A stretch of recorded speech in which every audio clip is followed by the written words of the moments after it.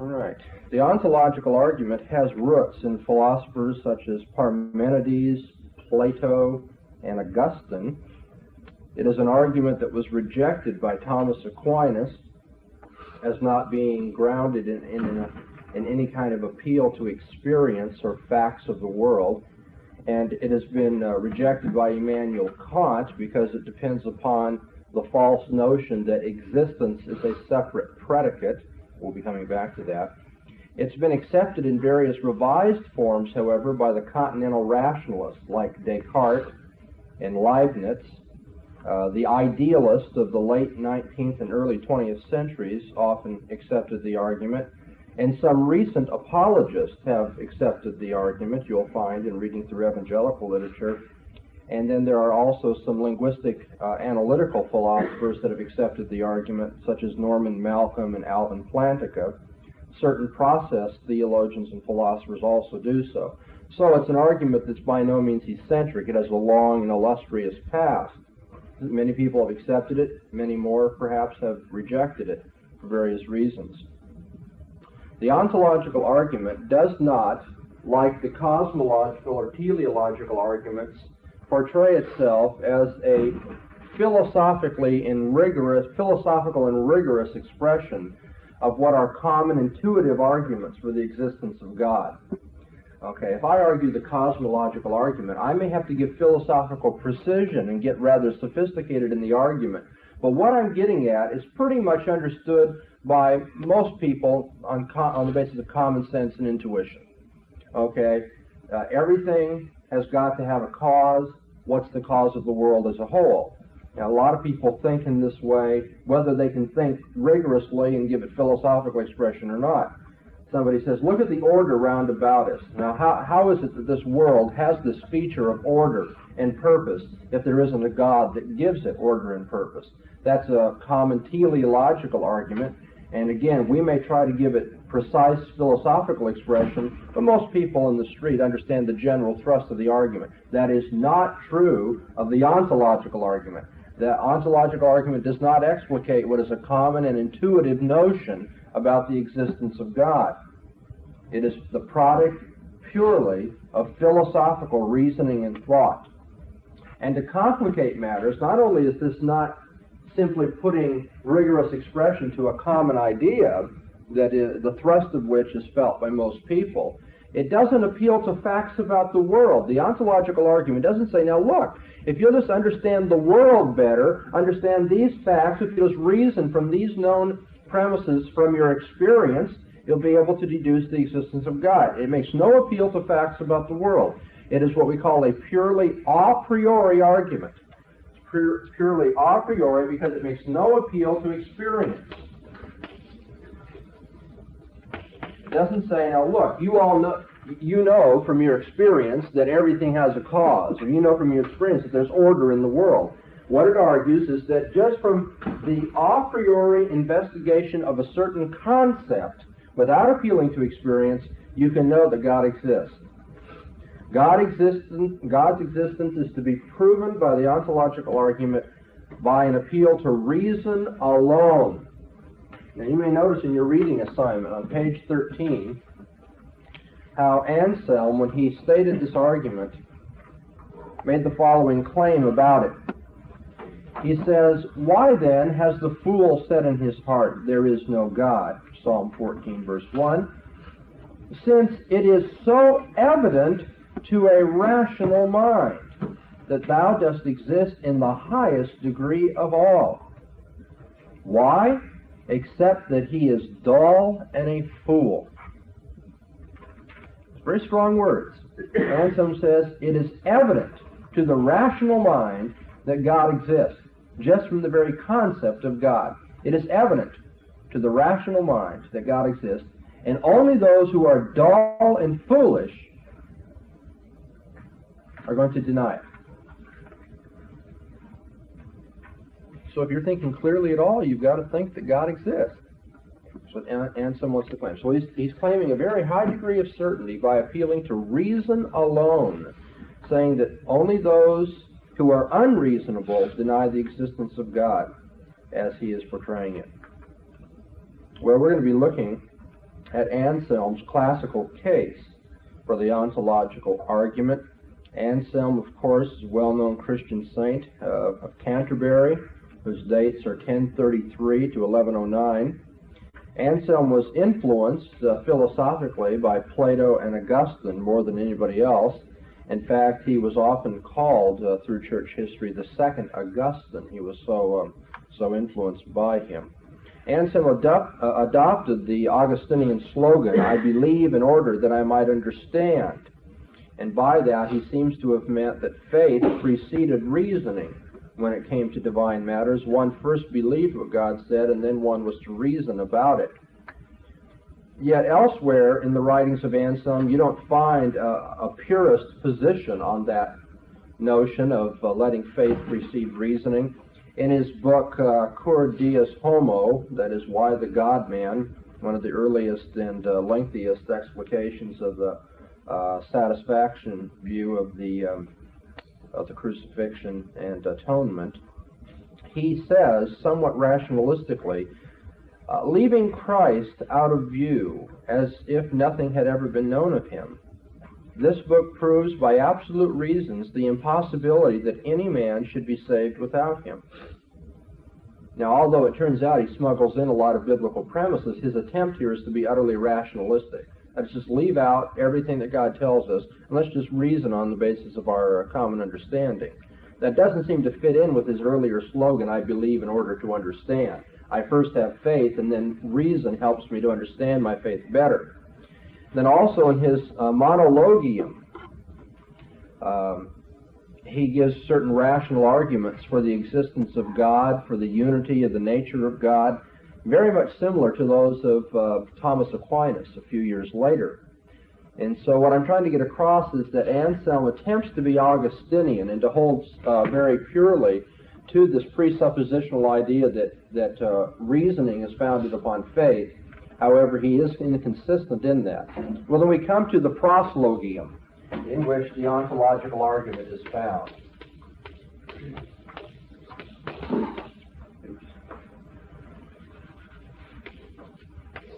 The Proslogium is the discourse in which Anselm argues for the existence of God according to the ontological argument. This argument begins with the conception of God as all perfect. Begins with the conception of God as all perfect, and then reasons from the very nature of God to the necessity of his existence.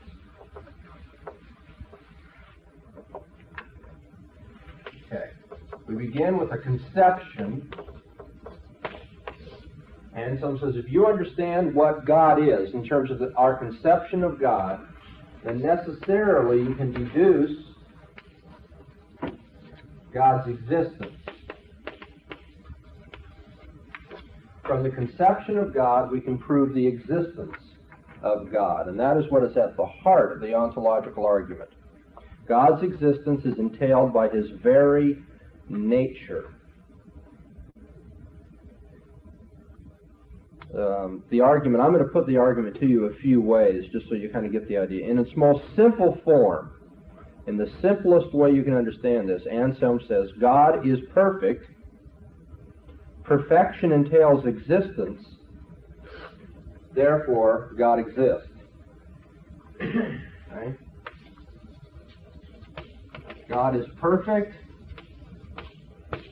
Perfection entails existence.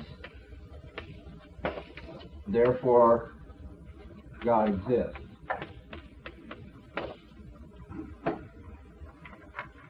Now that's one way of putting it, very simple. Let me put it another way now, a little more complicated, and then I'll state it another way, a little more at length. He formulates his argument in this way: God is that than which no greater can be conceived. By the way, that very convoluted syntax is what makes your reading so difficult in Anselm. I'm sure many of you had to look at the sentences over and over and over again, because you see he gets the comparison up there early in the sentence, and it's very, very difficult to read. But nevertheless, God is that than which no greater can be conceived. God can be conceived but there's nothing greater that can be conceived. So he is that than which none greater can be conceived. He is the highest conceivable. Okay, he's the greatest conceivable thing than that which none greater can be conceived. Okay, that's the nature of God. That's the conception of God that we have. No greater is conceivable. He is the no greater is conceivable. One. God is then that which none greater can be conceived. Now, and some reasons, a God who exists outside of the mind is certainly greater than one who exists only in the mind. Okay, if God is that which no greater is conceivable, then what is greater? Something that exists in the mind alone, or something that exists in the mind as well as outside of the mind? Which is greater? A mere idea in the mind, or something that actually exists outside of the mind? Well, obviously, something which exists outside of the mind is greater than that which exists only in the mind. Thus, if God existed only in the mind, a greater than God could be conceived, namely, one existing outside the mind. So if God exists only in the mind, he is not that than which none greater can be conceived, because we can conceive of something greater than something existing only in the mind. And that's impossible by the very nature of the case. Therefore, God exists outside the mind.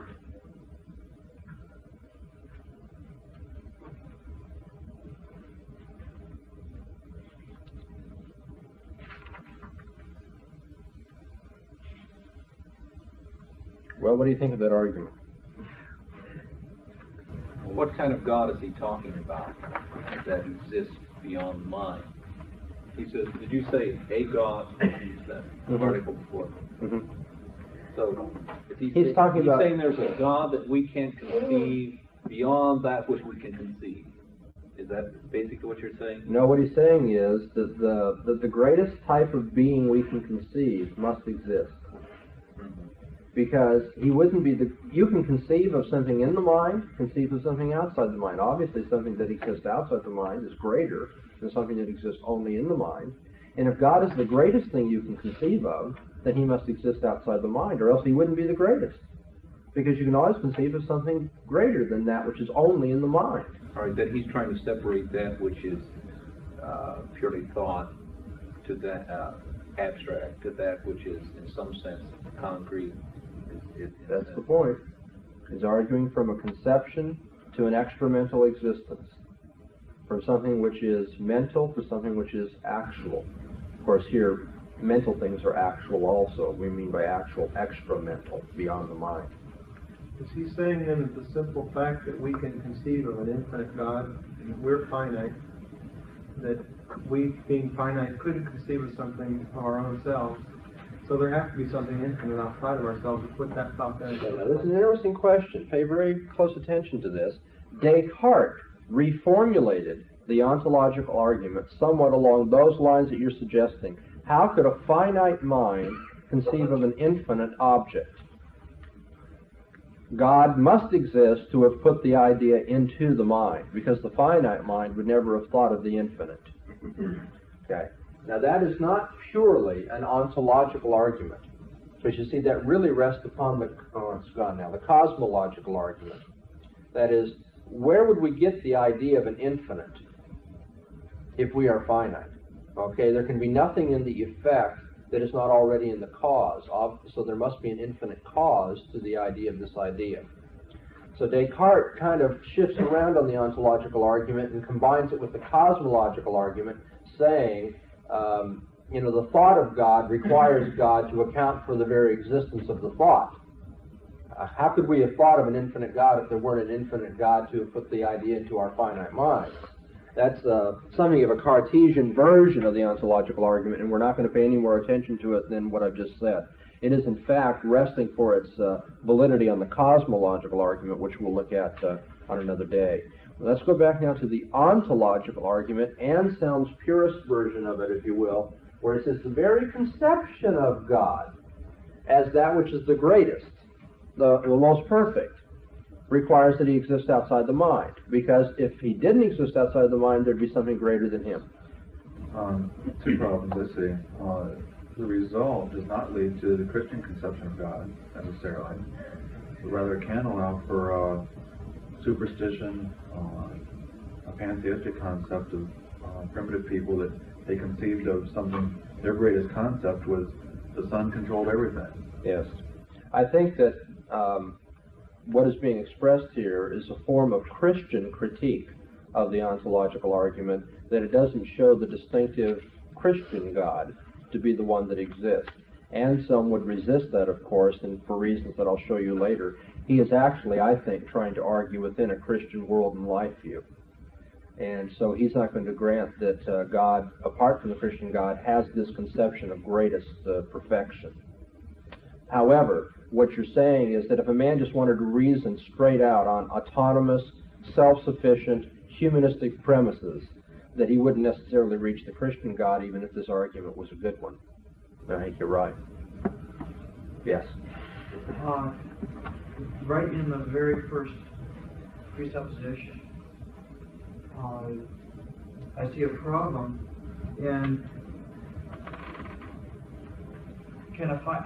based on what was said before, the finite mind conceiving of the infinite, is the finite mind indeed capable of conceiving the infinite? Well, Or is that given? I think we must recognize that that Anselm was not saying we conceive of God as he is, that we comprehend God.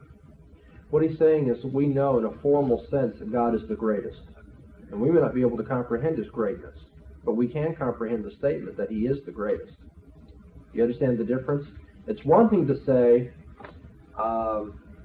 that is the largest box in the world sitting out there in the parking lot. Another thing to be able to lift the box.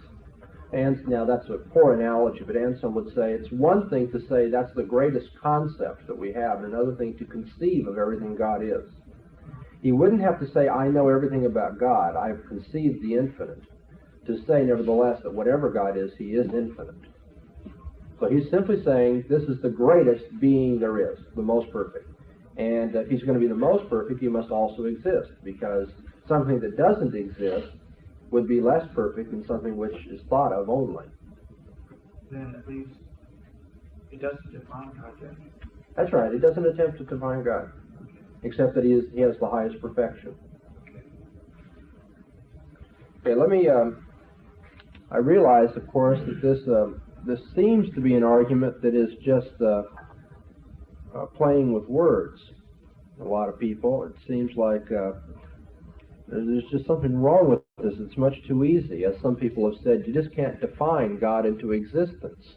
And it appears that God is just being defined as existing by means of this argument. But before we look at the criticisms of it, I do want to restate it for you and make sure that we've understood it properly. As I've said before, the argument here is turning on the entirely turning on the concept of God.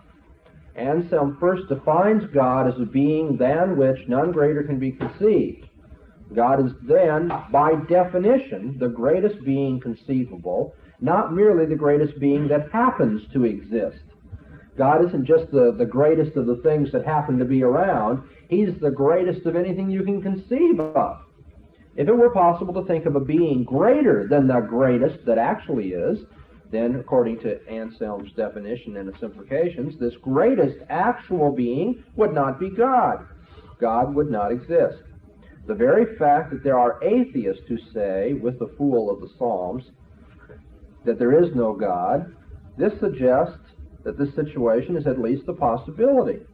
Anselm tries to show, however, that on examination, atheism can't even be stated. For the statement that God does not exist is self-contradictory.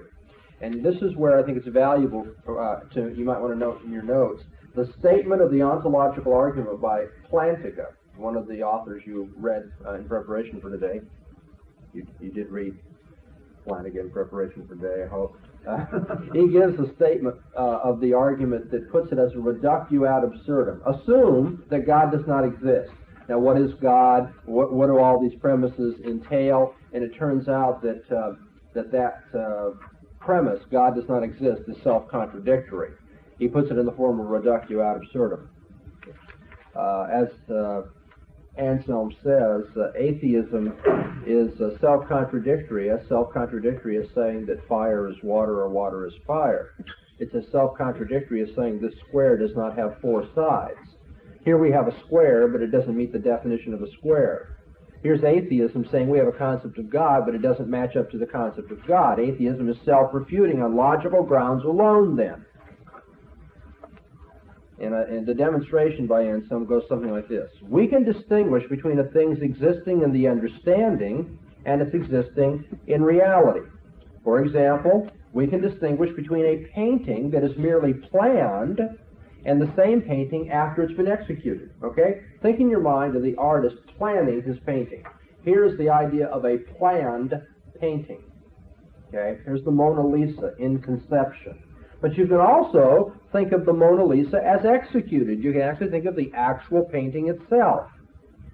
That atheists speak of God at all shows that the being who is greater than any other that can be thought exists in the understanding. As we all have an idea of God, you know that the idea of God at least exists in the understanding. Okay, we all have a mental conception of God. But in this one case, it is impossible for the being in question to exist only in the understanding and not in reality also. In this particular case, it's impossible. Now, you could have the idea of a Mona Lisa and only the idea of a Mona Lisa. There's nothing in the idea of the Mona Lisa that means there must actually be a painting the Mona Lisa. It might just be a mental plan. But in the case of God, you can't simply have the idea of a God, because that idea is the idea of that which none greater can be conceived. If God existed only in the understanding and not in reality, then it would be possible to conceive of a being who, though otherwise identical with this God, existed both in the understanding and in reality, and in that case would be greater than the being who exists only in the understanding. If you have a God who's only in thought, he's not as great as a God who is in thought and in reality. Now, since this is impossible by definition, no being who existed in the understanding alone could be the greatest that can be thought of. So, the greatest conceivable being must exist in reality as well as in the understanding, and that is simply to say that God does exist.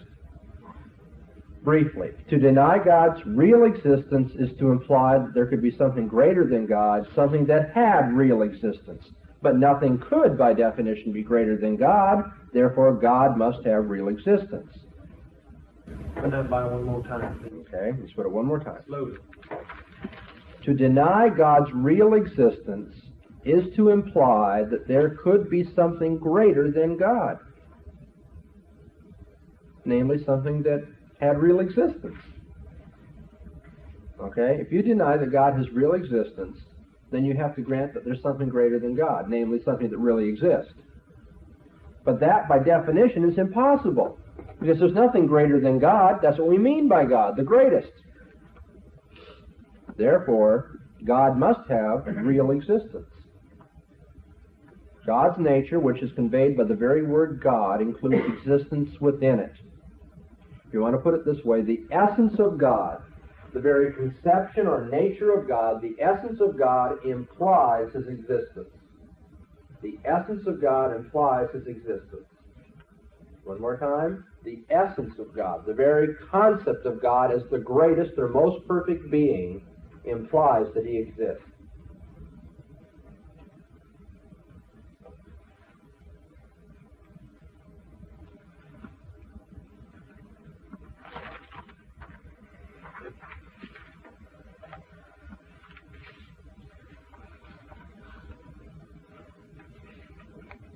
Now, this argument, from a Christian perspective, can be interpreted in a couple of ways. It has traditionally been interpreted in terms of Platonistic philosophy, or if you will, the type of argumentation you find in the early Augustine. That which corresponds to imperishable truth must exist. Of course, taken that way, Anselm's argument proves only a very formal or contentless being. He doesn't prove the God of the Scriptures, as we've said already. And it's, of course, true that the ontological argument can be used, and indeed has been used historically, to prove almost any kind of ultimate. Whatever a person takes to be his ultimate concept or being in life, he can call his God. So compare the different kinds of gods that are proven by this type of reasoning in Spinoza, Descartes, Hegel, Malcolm, Hartshorne. I mean, you have process philosophy, analytical philosophy, idealistic philosophy, rationalistic philosophy, pantheistic philosophy, all of them using the ontological argument to prove their ultimate. Why is it that this argument can prove so many different kinds of gods if it proves anything at all? Well, I think the reason for that is that the concept of perfection is by its very nature a value judgment or a value term. To say something is perfect is to say that it has a certain value about it. It's a value-laden judgment. And of course, what has highest value is going to differ from thinker to thinker.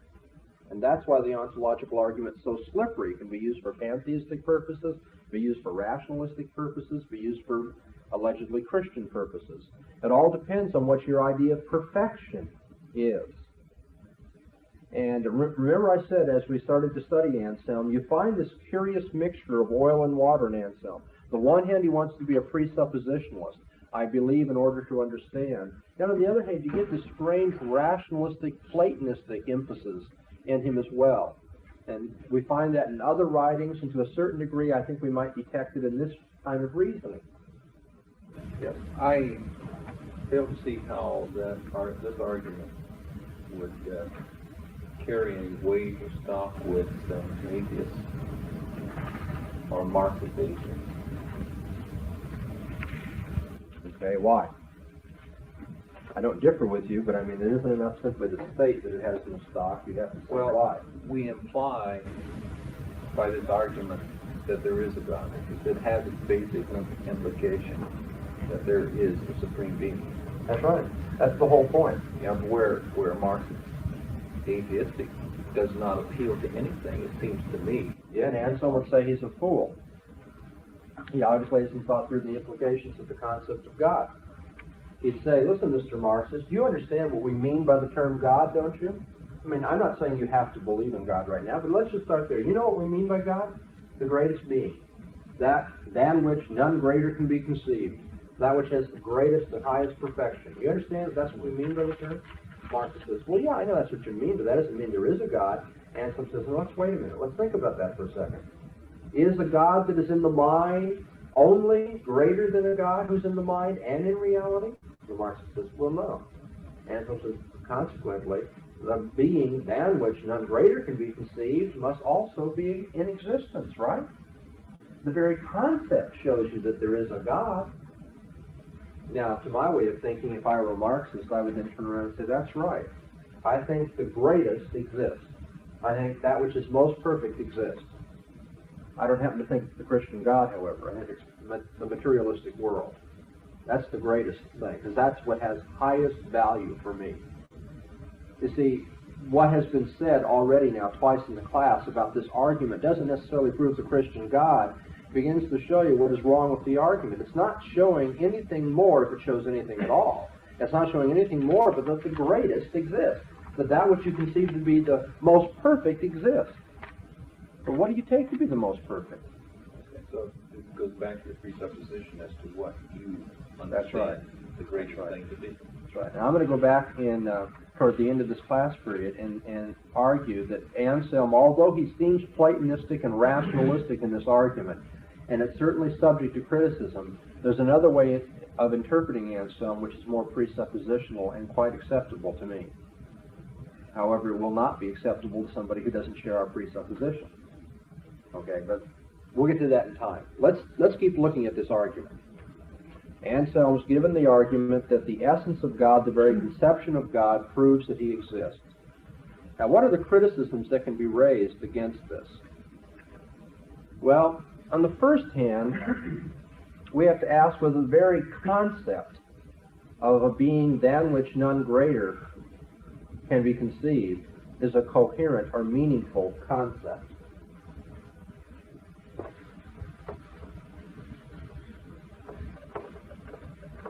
What can it mean to say that there is a being for which there is no greater conceivable?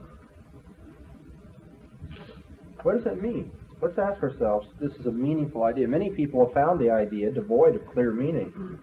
I think it's worthwhile to pause just a moment to see what would happen if we were to decide that Anselm's formula is incoherent in itself. We could then say either that because the formula correctly expresses the implications of Christian worship, and yet the formula is incoherent, therefore Christianity is incoherent.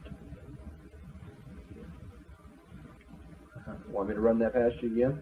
What if it turns out that the idea of a being than which none greater can be conceived is a logically impossible notion? Now, if Christianity implies, as Anselm says, that God is than that which none greater can be conceived, if that is what Christianity demands, and it turns out that this doesn't make any sense, then Christianity doesn't make any sense.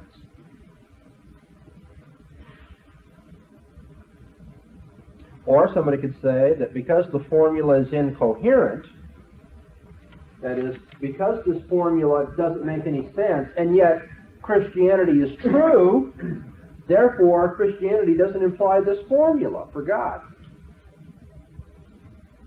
Okay, what I'm trying to get across is how very important it is to decide whether it's coherent to say that that's what God is. Because if it's not coherent to say that that's what God is, then either Christianity is incoherent because it implies the formula, or this formula doesn't prove the Christian God. On either score, Anselm would have failed in his attempt then to give a Christian argument for the existence of God. Well, so is the formula coherent or is it not coherent? Let's explore further what the phrase, a being than which none greater can be conceived, could mean. What would a supremely perfect being mean?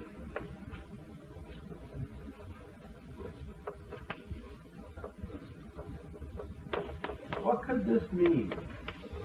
That God is supremely perfect. Now, a natural interpretation is that there is no quality that other beings have that God does not have. Okay, if he's supremely perfect, that means every perfection is his. And a perfection in traditional philosophical language, especially the Middle Ages, means a property. Any positive property is a perfection. Okay, now if God is supremely perfect, that means there is no property, no perfection that other beings have that he doesn't have. Well, if that's true, how do we avoid endowing God with physical properties? And if God is every perfection, that means God is a certain size, spatial size, right? Yes? How can we say that the physical being or entity is a positive thing? Well, that's going to show a defect in the argument here in just a minute. Let's go on. How do we avoid endowing God with evil properties? If God is every property to the highest degree, then how do we know God isn't the most evil being? Because evil is a property too. Yes? Again, you have not made God the ultimate standard. You're applying a prior ultimate standard of positive traits versus negative traits. Yeah, what this is going to show is that nobody holds that God is supremely perfect in the sense that he has every conceivable property. What you're going to say is he has all the good-making properties. If you will, in the Plantica article, you may recall that one interpretation of Anselm, that God has all the G properties, that is, all the good-making properties. Right? He doesn't have evil properties. Now, in the Middle Ages, it was often thought that evil was privation. It wasn't a positive thing. It was the absence of being, in a way which I don't happen to think makes much sense. But nevertheless, it was the view then, and we have to deal with that. if evil is a negative property, then of course God doesn't have negative properties. We're not saying that. He has all the good-making properties. And if physical things are lower on the scale of being, after all, they're not as good as spiritual things, then we might not have to attribute physical properties to God. But it does go to show that how you interpret the argument depends on your presuppositions, what you take to be good and evil.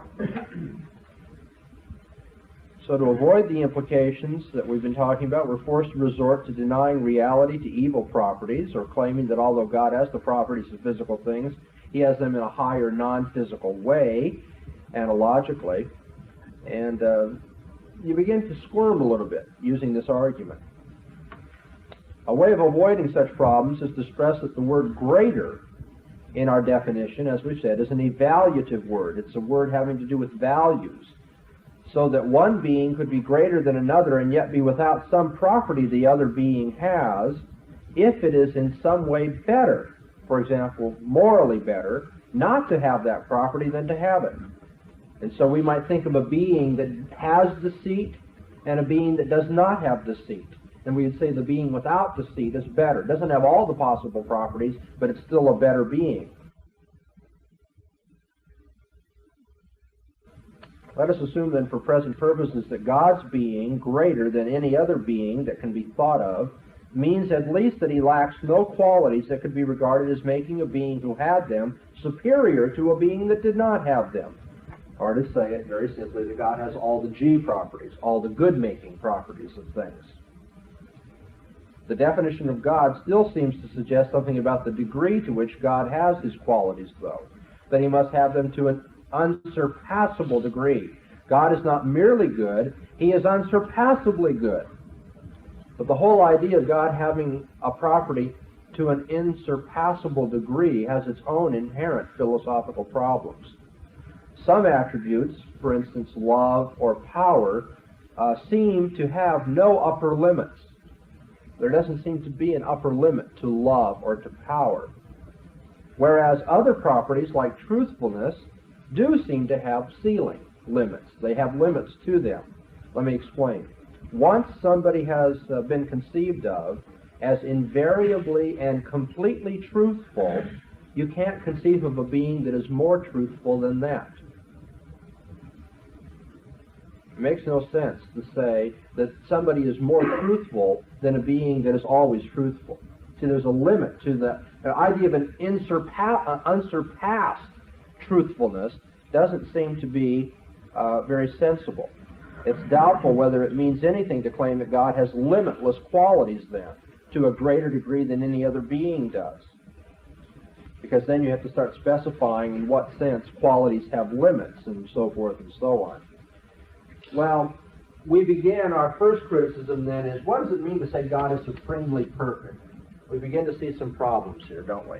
We see that all depends on your presuppositions, what you mean by the good-making properties, how you define properties, what do you mean by unsurpassable perfection, questions of that nature. But then there's a further kind of problem. Ganelon, the monk who wrote against Anselm, suggests a number of arguments that time prevents us from going over in our readings. But nevertheless, the key argument is what might be called a reductio ad absurdum of Anselm's argument. That is, he takes Anselm's premise, his manner of arguing, and deduces an absurd conclusion from them. A reductio ad absurdum, showing there's something wrong with the argument because it proves far too much. It proves absurd things too. We've had some question about what a supremely perfect being might mean, and now we have some questions about the reductio ad absurdum that's involved in this argument. Ganelon said, well, I can think of an island that is the most perfect island. Now, obviously, the thought of the island is less perfect than the real existence of the island. Therefore, using your premises, the lost island must really exist, Anselm. The lost island being a traditional literary feature in his day, the idea of an island no man has ever inhabited. It's perfectly endowed with all the most luscious fruits and the perfect weather, unlike Ashland, Ohio, and other sorts of things. And so Ganelon says to Anselm, it does seem, therefore, that the very concept of this island proves the existence of the island, which is absurd. Therefore, how can you argue from the very concept of God to the existence of God? Okay, Anselm attempted to answer that argument, but I just want to list for you now some of the major problems we have with it, and then get on to a better way of looking at the situation. Thirdly, the traditional argument against, I should have told you up here that the philosopher Leibniz asked the question whether the very concept of God is coherent. He says you must first be convinced that the concept of God is coherent before Anselm's argument could be used, and that's what we've been asking in some detail, the Leibnizian question. Does this make sense to think of a being than which none greater can be conceived, a supremely perfect being? And then, of course, the monk Ganelon is known for his reduction ad absurdum of the argument. And then the traditional argument that has come down from Enlightenment philosophy against the ontological argument is Kant's argument that existence is not a property in the first place. And therefore, if it's not a property, it's not a perfection. And if it's not a perfection, you can't argue that the most perfect being necessarily exists, because existence is not a predicate, it's not a property.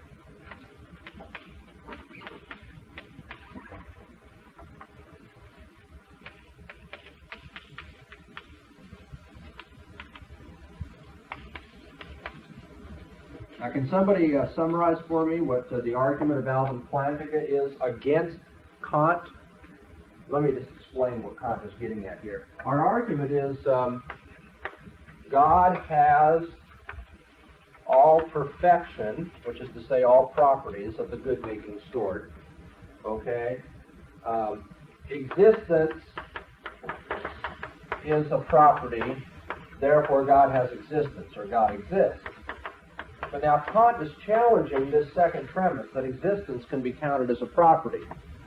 He says existence is not really a property. It doesn't add anything to the concept of something. You conceive of the most perfect island, and you see the most perfect island, and in the concept of an existent most perfect island, and the concept of a simply hypothetical most perfect island, there's no difference. Existence doesn't add anything to the idea. Therefore, since existence is not a normal property, you can't say that if God has all perfections, that existence is a property of perfection, and therefore he exists. He takes out, if you will, the second premise of the argument. It makes it impossible to follow this, and is sustained in the long run or not. The fact is, this is a very poor way of arguing against it. How does Plantinga show that? Anybody? Nobody knows? Okay. Plantinga says, what could Kant's claim mean here? Kant says existence is not a property. Plantinga says, what could it mean to say existence is not a property? Well, he pursues three different interpretations, perhaps four if you count Frege's interpretation at the end of the article. He says here are 3 or 4 different interpretations of the claim that existence is not a property. Now it turns out, on some interpretations, the claim's not true at all. For instance, let's look at one of these. Let me help you get into your reading today. Plantinga proposes on page 30, he says, after quoting Kant at some length, the point of the passage seems to be that being or existence is not a real predicate, but, now skipping down, but what is the content of a concept or of an object? In what ways do objects or concepts have content? Kant gives us very little help in the passage under consideration in understanding what it is to add something to a concept, what it means to say that a concept contains as much as an object, or what it is for a concept and its object both to have content, the same content at that. And then he begins his argument. Perhaps what he means is something like this. Okay. Now remember when I said if you have a hard time following your reading assignments, that's fine, but at least try to get what the structure of the argument is. And if you go through here, at least you can catch the syntax of the argument. Perhaps he means this. Perhaps he means that. Lo and behold, you may not be able to understand exactly how he's arguing against it, but at least you should see that what he's saying is, I can't find a very good interpretation of Kant's words. On some interpretations, it's simply not true to say that existence is not a predicate. And on other interpretations where existence is a predicate, or where it's true to say existence is not a predicate, that's not even relevant to Anselm's argument. Anselm doesn't have to rely on the notion that Kant is refuting. Well, let me take one example. He says, perhaps what he means is something like this. The content of a concept is a set of properties the thing must have to fall under or be an instance of that concept. Okay? So that if the content of a concept means you must have property 1, property 2, property 3 in order for whatever it is you're talking about to count as that concept. Okay, what is a crevice? This is a crevice is something that is in a mountain. Property 1 must be in a mountain or something like that. And it must be more than a foot deep. Okay, you have property 1, property 2. Anything that doesn't have those properties doesn't count as a crevice. Okay, is that what Kant means? That existence is not a property? That it isn't one of these kinds of properties that you add to something to change the notion altogether? Flanagan says, well, if that's what he means, it's obviously false. Because the properties of a real horse and the properties of an imaginary horse are different. For instance, a horse that you have in mind is neither 12 hands high or less than 12 hands high. But a real horse is either 12 hands high, greater or lesser than that. Do you get the point? The properties of a real horse are not the properties of an imaginary horse. Because a real horse has spatial height. But an imaginary horse doesn't. You know, you can't measure an idea in your head. And so what he's getting at here is, and this has been a time-honored maxim since the time of Kant, that existence is not a predicate. Flanagan says, well, that's a really silly sort of thing to say, isn't it? If you take it on this interpretation. Then he proposes another interpretation. He says, at the bottom of page 31, now perhaps Kant means to point out that existence differs from pinkness in the following respect. He says maybe it's not a regular kind of predicate, like pinkness. Something being pink is a predicate. And he proposes a way of dealing with this. He gives an objection to it on the bottom of page 32. We might put the charge of triviality as follows. And now what he's saying is, okay, on a second interpretation of Kant's argument, we can reduce it to triviality. He says to say, under domain 1, that pinkness is a real predicate, but existence is not, really comes to saying that the proposition, all existent members of the domain exist, that proposition is necessarily true. But that all existent members of the domain are pink is not. Well, that looks like a pretty good thing to say, right? How can you prove that pink and existent are different kinds of properties? Well, he says, somebody might say, if we take the domain of existing things, to say that some existing thing exists is necessarily true. It's trivial. But to say that some existent thing is pink or not pink is not trivial. That's really to say something. And so that appears to make Kant look very good. He has proven that existence is no normal predicate. It's not a regular property. But then Flanagan goes on to say, this is indeed so. But it seems no more illuminating in the present context than the parallel remark that can be made, that although all pink members of the domain are pink is necessarily true, all pink members of the domain exist is not necessarily true. That's the end of that. He's done an excellent job of reducing this argument to nothing. What he says, Kant, you're just getting at the obvious claim that all existing things exist, but not all existing things are pink. But we could also say all pink things are not necessarily existent, but all pink things are necessarily pink. Okay, so if I have the concept of a pink wall, it necessarily is pink. But the concept of a pink wall doesn't necessarily mean the wall exists. And therefore, the idea that existence is a property different from normal properties doesn't pan out. Well, then he turns to another proposal for interpreting Kant's argument, and he says, well, now this one seems to work. This one seems to be fairly good.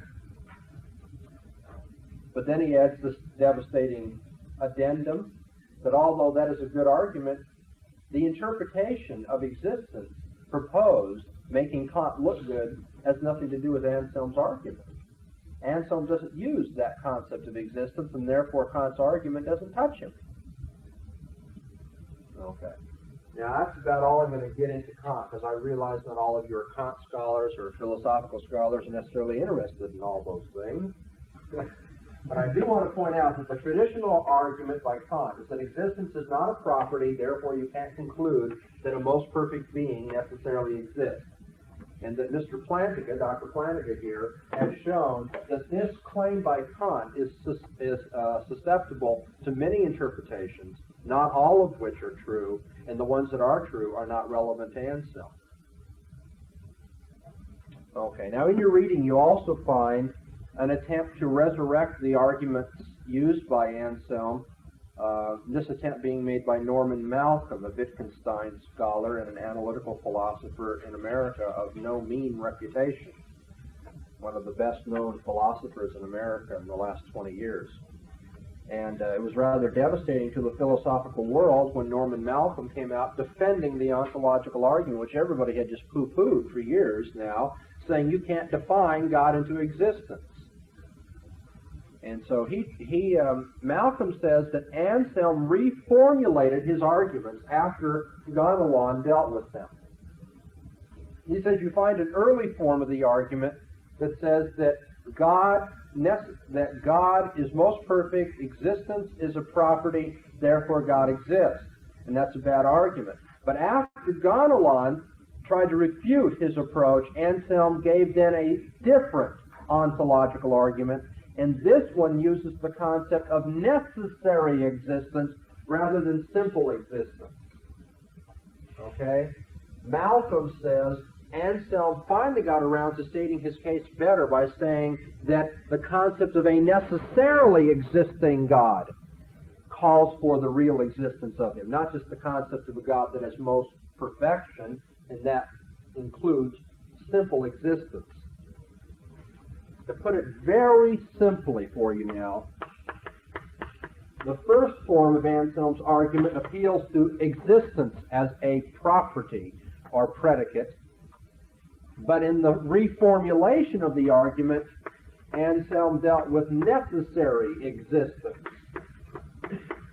It is a different notion of existence.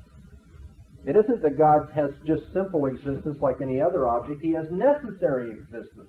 And so Malcolm tries to resurrect this argument with the new concept of necessary existence.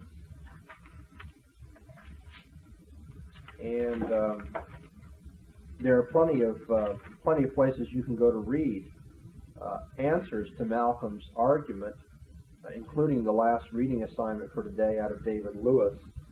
And my own personal conviction is that most of the people who have argued against Malcolm's reformulated ontological argument are probably right, that too is mistaken. But that takes us well into the notions of modal logic and so forth that I don't think any of us are interested in following right now. Yes. Apart from the validity of Anselm or later Anselm, Yes. is there a relative consensus among scholars that Malcolm has indeed discovered something about Anselm? No, that is up for grabs That's too. up for grabs too. Yeah, there are some people who argue that Anselm did not reformulate his argument, and people who say he did. Malcolm says he did, and tries to do better with the necessary existence argument. Do you have a hunch about Anselm? I don't think he did reformulate his argument. Okay, but if you ask for a consensus of scholars, believe me, I'll have everybody in the philosophical world coming down on me if I claim there was. No, that's just hotly debated. Did Anselm change his argument? And then those who believe that he did, what is his argument? And then after that, there's arguments as to whether that's a good argument or not. So it's really up for grabs. But now what does David Lewis argue against Malcolm here? Very simply, David Lewis looks at the claim that a perfect being exists in our understanding. Now, do you all recognize that premise? That's one of Anselm's premises, right? He says, God is, by definition, the being than which none greater can be conceived. Now, he says everybody has this concept of a perfect being in his understanding. Okay, everybody's got that concept in his understanding. Now, if God exists only in the understanding, then he's less perfect than a being that exists in the understanding and outside the understanding. Therefore, he must exist outside the understanding as well. Okay, we've said that over and over and over again. But my point is, this is one of the premises there, that we all have the concept of a perfect being in our understanding. We have the concept of a being than which none greater can be conceived, the most perfect. Now, David Lewis, you see, goes to work on that, which seems to be a stepping stone in Anselm's argument, but he tries to pull that away, and he says, now, what about that premise? Do we have in our understanding the concept of the most perfect being? And he says, how are we to understand that premise? And he proposes, in broad strokes, two ways of looking at it. What do you mean that this being is the greatest or the most perfect? The being than which none greater can be conceived. He says, now that might mean than which none greater can be conceived in some possible world. The greatness of this God is that he's the greatest being in any possible world. His highest perfection is he is most perfect in any possible world.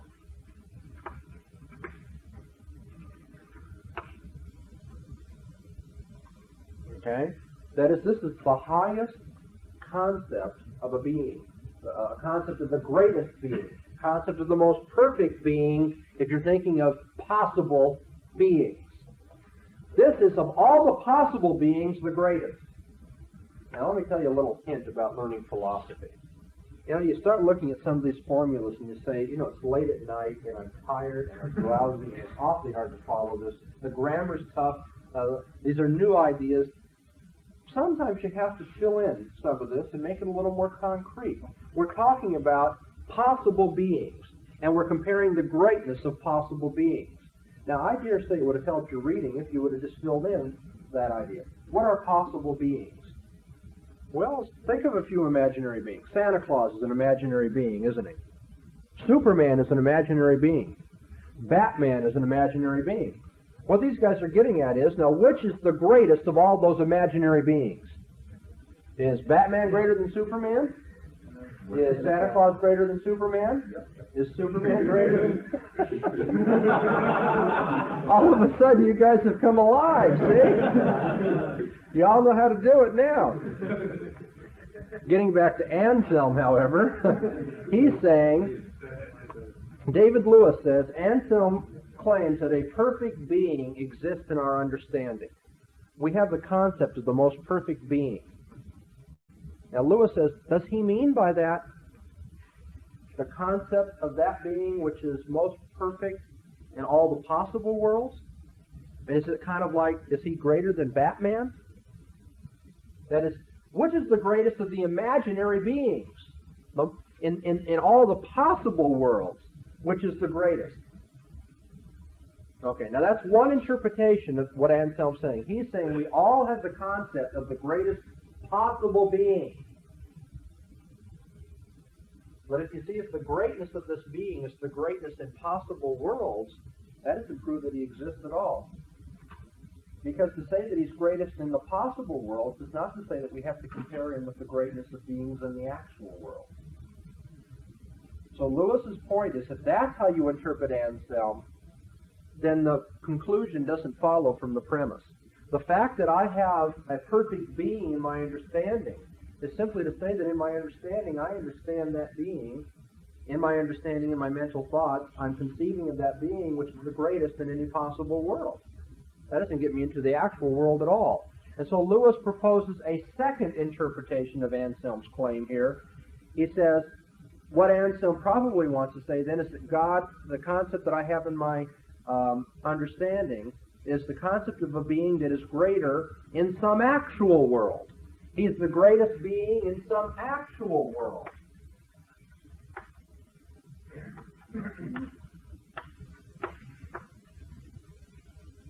Okay, what is this being that I'm thinking about, Anselm?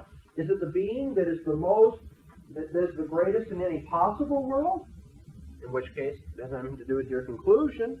Or is it the being that is the greatest in some actual world? The greatest actual being in our world? And Anselm, if that's what you mean, then you have to give us some reason to believe that God is the greatest being in our actual world. God is that than which none greater can be conceived. None greater in our actual world? But then, Anselm, you see, you're begging the question, because maybe there is no greatest God in our actual world. Yes. Is there more than one actual world? Because if there's more than one actual world, then No, there's not more than one actual world. That doesn't make any sense. Dual reality? No. There may be many possible worlds. A world where there is Wonder Woman, in a world in which there's Superman, in a world in which there's Wonder Woman and Superman, and then a world in which there's Wonder Woman, Superman, and Santa Claus. These are all possible worlds. But there's only one actual world. by What world, is it? By world, you mean universe, then, not restricted to just Earth or just our solar system. Precisely. Okay. One system of reality. Yes, sir? I'm kind of hesitating on asking this question. Don't hesitate. I haven't done my reading yet, that's why. But That will make it harder. when I look at, I agree with what you're saying here. I mean, it makes sense to me. It's logical, but it seems to me that a non-believer could come up with something just as, logical from his standpoint. Well, that's what we have here. David Lewis is an unbeliever, is saying, look at this argument. It doesn't pan out. This argument doesn't work. Kant says the argument doesn't work. Ganelon says the argument doesn't work. Leibniz says there's some serious questions about the meaning of the argument. And what we've been looking at is ways of resurrecting the argument, but now it turns out that Malcolm's attempt to do better by the argument is not working out any better. That's what I'm talking about, David Lewis. That's why the reading is as it is. You have Anselm's argument, Ganelon's argument, you have Plantinga responding to Kant's critique, you have Malcolm responding to Kant's critique, but then you have Lewis answering both Plantinga and Malcolm. So this is just back and forth. Okay, so this is an attempt to show the argument's not working out. Anselm did believe that a man can fantasize. In other words, you could think about an island that doesn't exist. Sure he did. Yeah. He said that the unique thing is that in the case of God, it's a being than which none greater can be conceived. He has all the properties, not just the properties of an island. And that's how he thought he escaped Ganelon's argument. Well, we've done enough, I think, of the philosophical homework to satisfy ourselves that we haven't been irresponsible. I would like to go back now and propose another approach to Anselm, altogether different. Remember I said you could interpret him as trying to argue for God's existence from autonomous premises, being a Platonistic philosopher, a rationalistic philosopher. And thus understood, Anselm does run into all the problems that are scribbled on the blackboard now. Okay? Let me back up and just kind of rehash what we've done in this hour. I introduced the idea of arguing for God's existence. I said the ontological argument is one of three traditional arguments. It's a very difficult one. It doesn't appeal to intuitive concepts like the others do. It is purely rational. That is, the very concept of God proves that he exists. Okay, then we looked at Anselm's statement of the case. And now we've been considering arguments against this. I'd like to suggest now that Anselm, although he equivocates on this, may have been arguing in a presuppositional fashion in the following sense. Anselm does, at times, give indications that he's trying to give a distinctively Christian formulation of this. The document, the proslogium, is in fact written as a prayer, isn't it? That's interesting. He's not arguing in the presence of an unbeliever. He's arguing in the presence of God. It's clear then that Anselm has no real doubts about God's existence. He's not suspending the question. He's not saying, maybe God exists, maybe he doesn't. Now, let's look at this. God is a being than which none greater can be conceived. Ergo, God must exist. He's not doing that at all. He's praying to God in this document, after all. I want you to notice this. In your reading assignment, look at page 12. The opening words, "And so, Lord, do thou, who dost give understanding to faith, give me to understand that thou art as we believe. We believe that thou art a being than which none greater can be conceived." Anselm's praying to God for greater understanding of what he already believes. Look at page 13, just below the middle. Well, I'm sorry, right at the middle. "So truly, therefore, dost thou exist, O Lord my God, that thou canst not be conceived not to exist, and rightly. For if a mind could conceive of a being better than thee, the creature would rise above the Creator, and that is most absurd. God, I realize that you're the greatest. I'm praying to you as the greatest. I'm asking you as the greatest to give me understanding." Look at page 14. Anselm suggests at the very end of the reading there, he says, "I thank thee, gracious Lord, I thank thee, because what I formerly believed by thy bounty, I now so understand by thine illumination, that if I were unwilling to believe that thou dost exist, I should not be able not to understand this to be true." He is saying, God, I realize you granted me belief in your existence, but now you've granted me understanding of that. That of course, given who you are, you must exist. He says, I had faith. You've now helped me to understand it better. You have enriched my faith with a greater comprehension of how for a Christian you must be thought of as necessarily existing. And then I think a very important passage, page 19. Anselm is answering Gonalon now. And Gonalon has suggested that this concept of God that Anselm has given us is not really in the understanding after all. Anselm says, God is that than which none greater can be conceived. And Gonalon says, well, I'm not sure that that's in my understanding at all. And look at how Anselm answers him.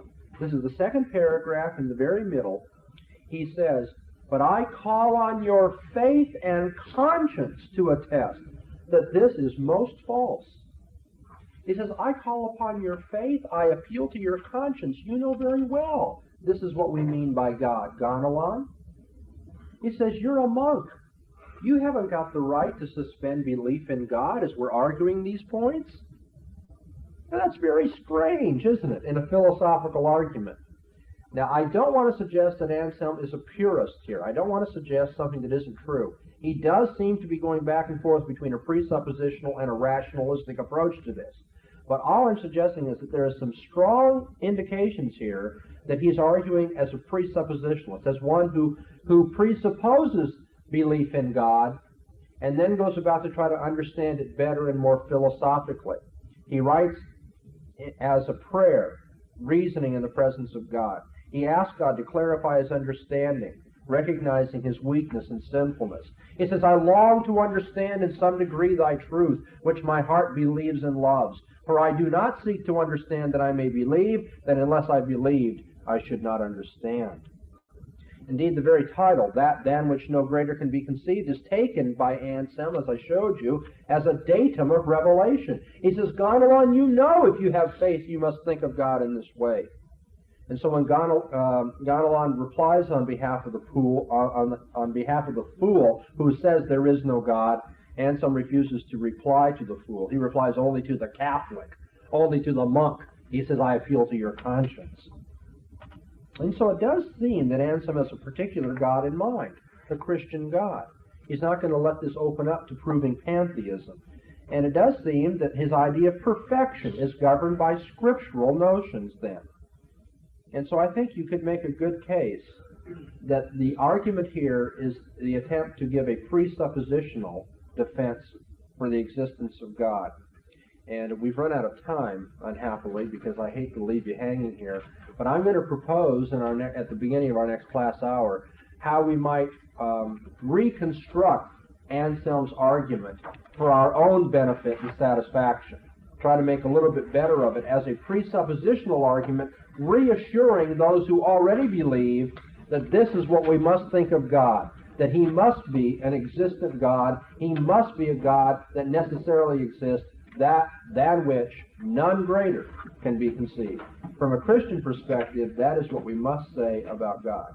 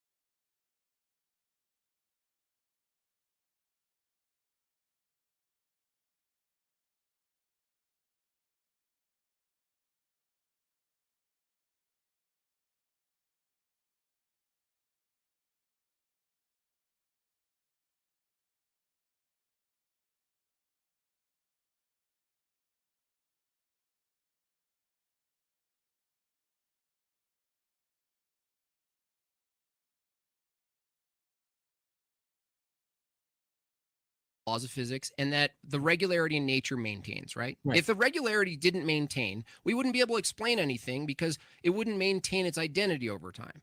So Okay. if your premise one is a miracle based on your naturalistic view is something that can't be explained definitionally by the laws of physics and the regularity of nature, which is the other way you explain things in reality, right? I'm saying those things themselves can't get explained by those laws. They just exist, right? Honestly, to be honest with you, Jim Bob, it sounds like a word game to try and convince people that I somehow accept a miracle when I don't. It's I just don't a see the logical miracle in any entailment. of this case. We're talking about rising from the dead. We're talking about things What's the that logical we've consequence? that we've read in ancient text, and here we are playing this game. Can you define the meaning of truth by the word truth and stuff like that? And I'm going like, I understand. I don't see a understand. miracle in any of that though. I don't understand that. Truth and stuff like that. And I'm Hello, Jay. You got an What a echo, Dyer. surprise. There he goes. All right. Exit out. That's all I really want to run with you, Derek. I know you have to eat, but this is one guest who wanted to come on and ask a couple questions. Jay. Me? Oh yeah, am I the guest? Yeah, you're the guest now. Well, it seems like the argument rests on an assumption of the things that you already know what things are and are not possible. And I mean, maybe it's right, the criterion that you've chosen. I think you appeal to things like scientists and stuff like that. But how do you know that you've chosen the right criteria for what is and isn't possible? Like what's the basis for that choice? You're talking to me? Yeah. I would just go with based on my observations and experiences and those of countless other critical scholars who evaluate this literature and recognizing that we're dealing with legendary materials, just like Suetonius discusses the birth of Augustus through Apollo, several divine births in antiquity, but you have the miracle of Jesus' birth, and they look literarily very similar. I mean, very, very close linguistically. In fact, Plutarch talks about the birth of Plato by a virgin, Plato's mother being a virgin, by the pneuma and the dynamos, the power and the spirit. Plutarch's writing somewhat contemporaneous to the gospel literature. We're dealing with legend. And so this is what I would say when I observe that material and I see legendary genre, like a category today, we would fit Batman or Superman or something. In today's fiction, they would do something in antiquity similar to that. So when I look at that in a heuristic way, comparing the literature to other literature, I would across the board say they're all acting and looking, walking like a duck, talking like a duck, and they're a duck. That's why I would say. By that definition, though, the evolutionary account of the origin of human beings would also be mythological, right? I think we evolved, but you would disagree with me. No, but I'm saying by your standard, that would also be mythology now. What would? The evolutionary account of human beings and their arising from the sea. I mean, Anaximander says that, and he gives a kind of a quasi-mythological account. So does that count as mythology that we throw out, or is that a solid theory? As far as Anaximander? The evolutionary account that I just outlined. Your criteria would cancel out his origins of human beings as mythology. Yeah, I would say that creation myths all across the board in antiquity are trying to explain etiologically. So now, in other words, evolutionary origins fit your standard of mythology that should be tossed out. What about the Big Bang? Why would they fit that? Where's the ancient textbook describing fossil records and going into the science of these things? The criteria. Well, then you would say there's also data, there's also archaeology, there's also there's several facets things that map. I asked for the criteria though about what cancels out myth versus fact. Well, that's why I said observable. I would look at the observations of what. Wait a minute, did you observe any of that? No, and I didn't see Suetonius talk about Augustus's birth. He might be the chosen one, and Jesus is a false prophet. We don't know that. They're trying to get Derek to say that he's appealing to authority, and the answer is obviously yes, he is. Well, yeah, I mean, of course, I'm going to appeal. I didn't ask about an appeal to authority. I'm talking about now. The criteria is observation, empirical observation. Well, I'm saying you can look at these texts and compare this material and see what. There's several scholars out there that work in this to show we're dealing with literature. We're dealing with literature. Now, I understand your argument. Literature. I'm asking an epistemological question, though. which is not answered by just saying that we look at the literature and the scholars. Okay. Well, what do you want to know? So the criteria that you set up, your epistemic criteria, was on what basis? I'm asking on what basis, and you said it's the things that don't appear to be mythological based on various scholars. And then I said, well, by that standard, certain things that you do believe would also be mythology, like the Big Bang would count as that. I'm assuming you believe that. I don't know if you. I think it's an outdated model now, but okay. Well, I mean, whatever origin myth you want doesn't match up to the standard of empirical verification. Okay. So you have an arbitrary standard. If you need me to spell it out for you. Okay, and you don't. So what's the justification for? But you don't. I'm asking you. Do you? No, I think if I believe in theism and I believe in divine revelation, I have a basis for epistemology and those kinds of standards. So I'm just trying to figure out what yours is. Right. Your argument rests on the physical. It would be based on physical, observable, testable, and even observational things like literature. But you already said that all of these origin theories that you believe go outside of your empirical evidence. What do I believe that? Did you observe the origins of the human? No. That's where authority comes in, like Neil brought up. That I would rely on scholars and expert scientists. How do you know you've chosen the right scholars? How do you know? Yeah. You got to do research yourself and investigate it yourself. That's the thing. Like you could not accept the criteria it, and is therefore we didn't evolve, and therefore there was the criteria is also do you understand what an epistemic criteria is? Jay, when you chose the church to be your guiding truth, you had to at some point decide that for yourself, and you had to make that judgment. The same way category mistake. You're confusing an existential choice with the criteria. Two different questions. Well, that's what that's what you just said to him. You said he had to. How does he know that these scientists are right? He really doesn't. He has to kind of appeal to authority. The same way. But I can make an argument. I'm not just appealing to an authority. Well, we can all make arguments depending on what we're talking about. At some point, why do you? So I want to know the good argument to believe your epistemic criteria. But you're saying you don't appeal to authority, yet what divine I never revelation? said that. I just asked what reasons we should believe your epistemic criteria. I haven't even heard what the criteria is, other than what I chose and what I chose from certain scholars. How do you know where to cut off the true and the false scholars?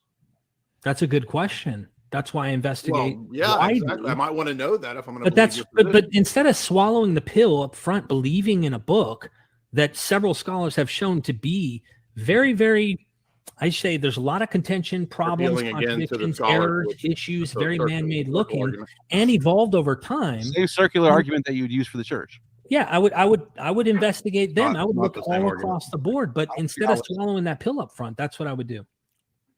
Yeah, but I'm pointing out that you already have swallowed your own version of an arbitrary miraculous pill. So I believe in a miracle. Is that what you're saying? Yes. Well, you believe in many of them. Hey, you guys convinced me that miracles are real tonight. I hope the audience is as convinced as I am now. What you're not understanding is that the argument is pointing out to you that you have an arbitrary standard which allows you to choose what evidences you will and won't accept from the outset. You know what? I got an arbitrary standard, and you guys don't. How about that? Correct. Right, because you believe in an ancient book. The way we show that again, is in this kind of that is borrowing from other mythology to build its narratives, that is loaded with legend, contradictions, and errors that aren't the case. That argument, but that argument that you're making is based on the very thing that I asked you to justify. So you keep restating your position without justifying. I'm not going to do the research for you, brother. I'm not going to do I've done all the actually I have just watched Myth Vision for like 10 years and you'll see it all. It's all there. But I'm not going to sit here and go in circles with this like I have truth and I have logic and you don't, and I have the actual epistemic proper position. In other words, you don't want to address the actual philosophical challenges to your system. I'm not a philosopher. I'm really not. I may play around with philosophy from time to time, but I'm not a philosopher, and I understand that you do that kind of stuff. So, but if you're going to make arguments, you're in the domain of philosophy and philosophy. And that's why I have scholars on my channel. Right. That's why I'm not. You're not going to make the argument now for the audience. You just want people to go to your channel. And Derek's defense, he never really asked. Derek never really asked to get into the deep philosophical matter behind why he thinks what he thinks. He never really asked that. It just kind of got through upon him. Well, so there's not good reasons to. I mean, I like having these type of discussions, but I mean, Derek is not the type of. It seems like you guys are just throwing it on him. Well, trying no, to, well, Yeah, Neil, it's a Neil, gotcha bullshit. No, Honestly, is it the fair? whole Is it fair? system is Hold a on. gotcha. Is it That's fair? what it Is it fair to say if you think you have good arguments against Christianity or any other religion, that would necessarily be tied to some epistemic foundation that could be questioned? Is it valid to question the foundation? Absolutely. Okay, that's all that's happening. Okay, but you don't want me to do that right What now. I'm saying is it feels like a gotcha thing. And I've watched plenty of online back and forths between Christians and those like myself. And I honestly have a serious distaste for the precept kind of approach of you don't have knowledge. Well, you maybe can't it's have because truth, you and don't have a an good answer to epistemic it? Is that why you foundation. don't like it? But we do. We have it, even though we're looking at an ancient book loaded with legend. Well, And I don't get it. Okay, so where's precept wrong? Because you have a problem. But that's with my that. point. You're starting with the conclusion that you have the answer, that you're the right one, that you have the epistemic truth, Yeah, that but you're we're on the arguing right side. everybody we're So arguing prove that your position's correct to me. Prove Right, that your position's correct to me. Well, it would help to understand the form of that argument, right? Well, so just prove to me that you have the correct standard, the correct epistemic foundation. Show me how you know that yours is true. because of the impossibility of the contrary, because the other worldviews, they mess up at a fundamental level when it comes to the basics of a worldview, epistemology, metaphysics. How do you know that? How do you know that they've messed up? Because you can demonstrate it, like as I'm arguing with you, when you don't give an account for your arbitrary starting point, we already know that. So give me system your won't work. starting point. I've asked you for that evidence, not. Right. to talk I'm about a it. holist, an epistemic holist, which means that I believe in an entire paradigm. There's no starting point that's neutral or arbitrary. It's the entire Christian worldview compared to the Gnostic worldview, the atheist worldview, the humanist worldview. Those worldviews can't give an account for the basic principles in metaphysics and epistemology and ethics. Our worldview can give an account for how those things exist, and so therefore ours is the true Yeah, one. so It's called we would transcendental argument. disagree right there. I mean, obviously, all of that, all of these worldviews give you those exact epistemic solutions to the problems of the But world, they don't. morality, foundation, creation. No, they don't. No, they don't. For example, Yes, they do. Mesopotamians' creation mythology is literally being lifted. you don't even from you don't even into understand this. what this argument is arguing. I'm not saying do they have a story. I'm talking about epistemic justification in a philosophical sense. It's a very specific claim. A very In Genesis specific argument. 1 has a philosophical statement in it about It's not God. any creating- But that doesn't matter. That doesn't matter to them because You don't they're even know what we're Christian talking about. It's church. not just does it have a claim. It's a very specific type of argument in terms of logic. This is about logical Oh justification. God, this for sounds belief. like Darth Dawkins shit, man. I'm not even kidding you. This sounds literally It like doesn't a matter Linkin who it sounds Park. like. I mean, do you have? Are He you going to respond does to the this argument? stuff though, Jay. This is it's the same old thing, man. So you don't have an answer to it. No, so I you damn just- sure don't, you because just I'm not handle it. getting lost in the Well, soup of what Derek's nonsense. saying is this The is soup of philosophical nonsense. boxing. So hold on. So Well, an hold on, actual it is. Derek's argument, saying- a what Derek's transcendental saying is argument, which is a philosophical valid form, you're You calling it win, wrong. man. You Derek, win, Jay. what Derek's saying is this is philosophical boxing. Derek doesn't do the training. You guys do. He doesn't really care. He's not interested in It's- Okay, then if he's not interested in the domain of logic, then he shouldn't try to debate these topics. He because- wasn't I'm trying not to. debating, He never dude. was. You're the one coming in Never here was. debating with debate. me. I thought it was a debate. I just No, hopped on no, because I thought it was a no, debate. We're talking. We're That's talking. why- that's like why- that's Well, what it's hang on, arguing. hang on. Hold on. To be fair, it turned into a debate. Let's not kid It ourselves. kind of did, but you know what? did. We're a bunch of dudes. Let's not, Joe. Let's not kid That's why- ourselves. that's why I'm It turned saying- into a debate. We permitted the debate aspect of this conversation for sure. It's just not formal and it's not guided or anything. But Jay is it's totally valid, and I would take the same approach to as soon as someone's making a claim about their view or what's possible, what's not possible regarding any religion, any faith, any legend, any myth. It's not like you saying, "Oh, you're presupping me." You're presupping also. Everybody's presupping. So if everybody's I'm presupping that presupping, they're all man-made. Yes, I Okay. agree. I'm Great. presupping that Then they your all own aren't. claim is man-made. If they're all man-made, then what you just said is also man-made, and then Exactly, also it canceled is. out. Jay, amen to that. Hallelujah. Then So there's it no also- truth. Then it's a contradiction. right? So there's no truth. So What you do would be mean a by- relativist. Are we Pontius Pilate asking Jesus what truth is? Are we saying I'm thinking what the most So factual you thing just is based on deflect. So observations? And If all worldviews are man-made, is that also man-made? I agree. That would be a contradiction. I think Are the- they're are all. the- I are- think are the humans, law- Humans have constructed these worldviews since the beginning of time. Before your you're Bible making was a universal written, claim that's relativistic. humans You have don't- constructed. So he doesn't even care. theological He doesn't care. Do you see that that's a contradiction? You think it's okay to contradict? Because you're doing a construct too, right? So Dude, based on your hold on, seriously- Derek, You don't know Derek, that you Derek, contradicted a Derek, On you a gotta serious understand note, this. Neil, I knew this was probably where this shit was going to go before we jumped in I didn't here. think it was going to do that. And This I is told not you, I was planned. like, You don't it's want to be not questioned planned. at a fundamental level. This is So you not can question planned, Derek. Christianity. Hey, do you even but know, when you're Derek? questioned. God, dude, this is how you introduce yourself to This- people. God it's damn, fine. dude. So now it's ad hominem. Now it's all No, you're a I bad don't. person. You're Look, mean. I'm just I saying. was invited to hop on here and debate. You jumped in here all fiery. We were just having a chill conversation. Okay, and so then I'm a bad person. So this You're is not a all bad person, distraction away Jay. You're from- just a guy Now who's you can't convinced answer of an Christianity. objection. And This is I what was you go to. I was convinced of it for a long time, and I was a precept, and I started to become an evidentialist. That's not and a then good argument. I went Are you down a the whole relative- Calvinist Are route. you It a isn't relative- an argument. It isn't. I have no interest in engaging you back and forth on epistemic value. Then- We then haven't there's proven not a your basis- worldview to then begin there's with. You not a haven't even basis for your established that position. yours That's is fine. true to begin with. All Then you've there's done not is a made basis for your statements position. That's that fine. mine can somehow tell you the origins of the world and can No, tell you it's everything. giving there an is. account None for of the your other basic, worldviews for your can. basic starting point. That's it.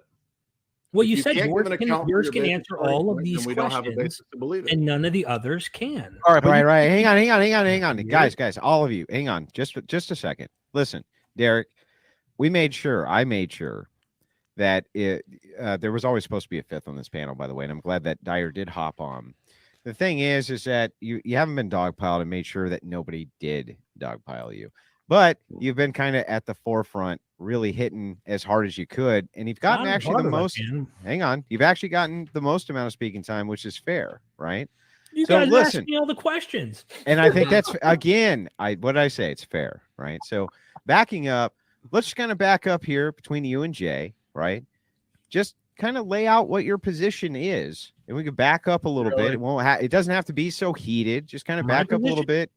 Yeah, give kind of your overall You position guys on. know my position. Well, I just Everybody on this panel knows. I just want to make sure we got a good I can restatement. tell you what's for going to happen. So- Derek's going to give his position, and Jay's going to philosophically come out and say, "How do you know what you know? You don't know what you Right. know. How can I believe you?" And that's And then it. I'll ask You're him done. back. Prove that your position. Prove your I- position. I Prove gave it. a Don't just transcendental say, argument. Mine can answer this, and somehow it does. The other ones can't. That doesn't prove Call yours. the transcendental argument. Do you want to address that or just keep talking past it? Derek- so tell me Derek, why let- transcendental arguments are wrong. What do you want me to say? Let me Why are ask they it. wrong? Let me ask. I gave an actual argument. Tell me why those What arguments. was the are wrong. argument? That yours is true and transcendental everyone else is argument. wrong. The transcendental argument. Do what? The transcendental argument. Let me ask I you. gave that Let's do argument. it. Let's do it this way, Derek. Are there any, from your view, right? Are there any necessary preconditions for anything you're talking about to be true? Anything? What do you mean? Is there necessary preconditions? anything that's necessary before you come to truth and evaluation of claims, historical claims, logical claims, philosophical claims? History The is question probabilistic. Like they're trying to reconstruct things through literature. That's the best. And then we have Okay. archaeology that we're trying to You interpret. don't think the data. probabilities relies on things like math? Yeah, they do. Okay, so Okay, if your so how do argument you account- relies on math, then you need to give an account for math. Right. Oh my God. Can you? Therefore, Yahweh. I mean, No. you got No, me. don't. Well, I can don't. give an No, account. no. No, from but I your- seriously don't get how math. I've heard this argument before from those who think that somehow the fact that math exists, So you don't have an account calculate, for it. therefore you want to God deflect.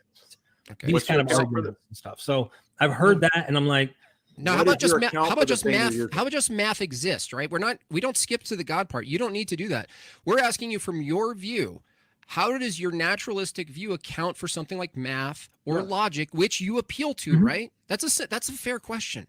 Stop I think pretending that like it's not fair. It's an observation of humans that we have come up with systems we call mathematics, and they're observable from the universe that we have seen in nature, and that we've come up with systems in which we're able to calculate and test, observe, and that's So where math humans I think invented comes it, out of. or it's an I actual don't principle in think the world. I personally don't think math, the idea of math as a construct, is something that happens before humans come on the scene and start systematizing what they're what about observing. logic? Make them otherwise.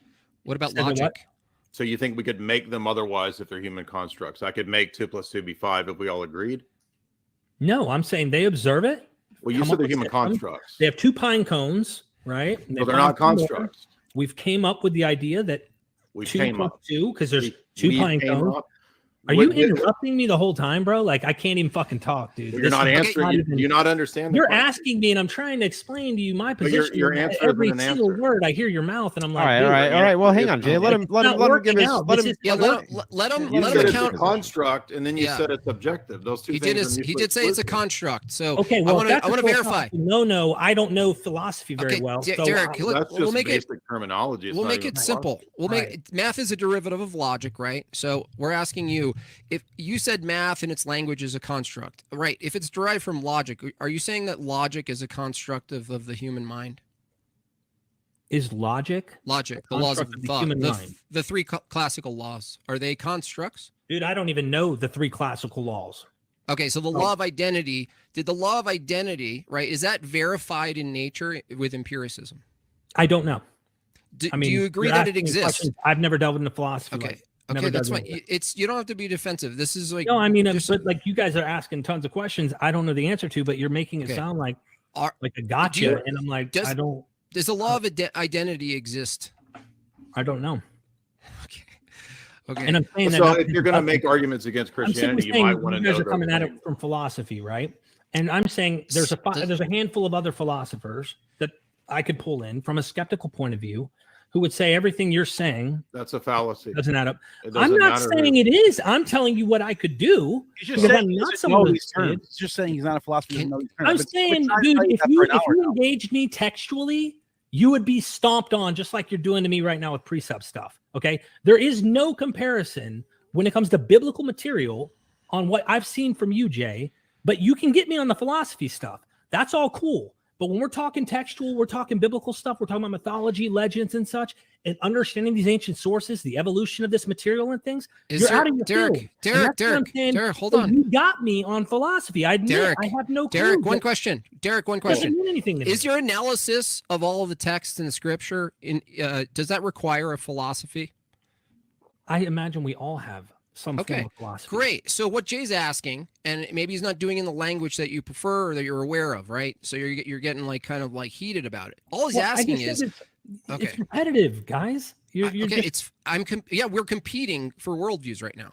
So if you have a worldview that says I can go back and through history using a philosophy, you admit you have a philosophy that informs how you do empiricism, historicity, looking back, which authorities to listen to, which one not to listen to. I'm telling you that that activity is informed by a philosophy that precedes the activity, right? right. And So I if think the you and me would have a common ground Okay. when it comes to observable, normal, everyday things, right? You and me would share that. You might go beyond me and say, hey, there's metaphysical, there's spiritual, there's miraculous, and things like that. We would step hand in hand if we were doing some detective case and going to observe a murder or anything else. You and me would be probably on the same page. I imagine you wouldn't go to the palm reader or to the ghost whisperer to find out who killed Sally Sue over here in this room. We would both use the same tools, the same observations in the natural world to come to those conclusions. I'm saying I restricted my observations at that. And what happens when I see miraculous stuff appear in antiquity? Yes, I cannot prove it did not happen. Just like I say, I cannot prove Asclepius did not heal the blind or raise the dead or Heracles or any other god as well. The point I'm getting at is what's most likely on my observations based on the tools that I'm using, which you would walk hand in hand with me on most cases, is that I'm looking at this other material and saying, Asclepius, legend, myth. Isis, legend, myth. Mesopotamian, legend, and myth. And I see the same characteristics happen with the Caesars, historical people that are being legendized, fictionalized. I and understand. the same thing with Okay, that's a Jesus. lot. That's enough. That's enough. Now, Yeah, what but- Jay is saying is that everything you just said, by Mhm. your own standard, is a myth. Do you agree Yeah. with that? I mean, that's the If a argument. myth is a story or a narrative or About Right. about something, right? Mhm. And that's what you So- told, a story. So based on your view, Okay. the claim XYZ is a myth, based on your own standards of the absence of empiricism, absence of observation, Mhm. is that your account of the myths meets the criteria of myth, correct? I guess. I mean, And that's you the guys contradiction. are defining myth in a strange No, you way. defined No, we're No, you defining it by your defined it. criteria. Okay. I guess if that's what you guys want it to mean, I mean, I define it's what myth you as a said, it's not what story we in want. something in antiquity that is fictional, that is telling a fictional story, has no basis in actually what happened. That's what I would say is myth. It's a legend. It's a story to embellish or And enhance. your own position fits under that. Oh, that's your observation of my position. That's right? the argument you just And I made. would say You didn't yours actually is ask myth as Derek. well. You didn't actually Based ask on Eric what he thought about evolution. You just brought up evolution. No, I don't. We don't even have to talk about that. The very thing that he just said, that all worldviews are constructs, applies to his worldview. Yep. And So that means in cancels 30 out his argument. That means in 1,000 worldviews are what? years, that means in 1,000 years, Our construct. Derek Myth Vision, right? The channel will Hmm. be appropriately named. In 1,000 years, people look back and they'll go, "Oh, this guy's account of history," right? You know And there'll what's be gonna all this. happen, though? I'm a prophet. I'm going to tell you what's really going to happen. You're going to be shocked. By the end of this year, I'll have 500,000 subscribers. Mhm. There's going to be a serious online movement of people moving toward and gearing toward what I'm actually showing on this channel. Less and less people, I imagine, are going to go toward that more fundamentalist approach and saying that this is the one true religion. They're going to find ways to somehow rationalize, maybe even blend their beliefs to some seculars we talked about earlier, Andrew. But Myth Vision is going to make a serious dent. It's already been doing so, and I'm predicting 500,000 subs by the end of this year. Of people who you can't ask their foundational epistemic Just don't ask system, him right? questions, Well, I don't know if you want those people, but I'm happy you're making a living, Derek. I actually don't, I wish you the best, and you're actually welcome anytime. I know we kept you a little longer this time, but I do plan on doing these panels. I'm okay with them being contentious. I'm okay with them going 3 hours. We're hitting 4 now. I apologize. Not you okay didn't with get to- Neil not participating at all, though. Neil, I you tried want to to get into the dude. conversation, I tried to Neil? jump in when I could. I tried. And to be fair, Jay didn't actually know the context he was going into. Right. He just got thrown in. So That's why I was trying to pull the brakes on him. Like, hey, chill. It's not that big of a deal. I wasn't It's trying to. fine. Jay, I wasn't saying you're bad. Jay watched a little before and saw us getting hyped. Was like, "You're not having all the fun without me." It's still That's why we came permissible here. though. Right. And I think it does I matter. mean, actually- so you can't even blame him, right? I- I mean, it was more fun than a human being should be allowed to have. Let's face it. True. Yeah. and And this when you is have where- your hair all bound back like that, you know what I mean? Like He's Dyer ready. does. If it, you know, Bob you got says that's a the couple cult screws leader. loose. Plato, yeah, Plato he's behind him close. too. You're close, Jay. I see Plato behind him too. Well, no, I think all those questions are actually valid. Yes, they're different ways of asking questions.